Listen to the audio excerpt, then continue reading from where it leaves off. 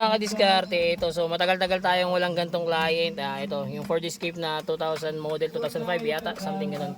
Yan. Ito yung gagawin natin ngayon. Tapos ito kung mapapansin nyo, yan, lubog yung screen niya.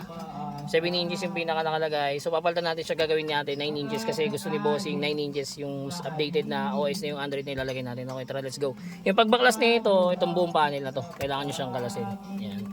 Para makakuha nyo yung pinaka stereo. Actually sa Escape, ang original na stereo, dito nyo siya tinatanggal. May clip yun dalawa. Susukin nyo yun para mahugot nyo yun. Pero this time ito kasi palit na rin. So tara, baklasin na lang natin siya. Ayan, tapos tayo mag-install. Ayan, 9 inches yung pinakabit ni Bossing dito. Ayan. Siyempre, kasama pa rin sa package natin yung reverse cam. Paki-reverse nga po ako, ma'am. Ayan.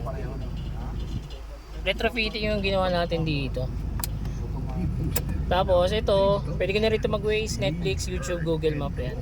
Tapos meron na rin tong Apple CarPlay and Android Auto. Sa mga gusto mo mag-avail, drop message lang. Don't forget to like and follow. Salamat!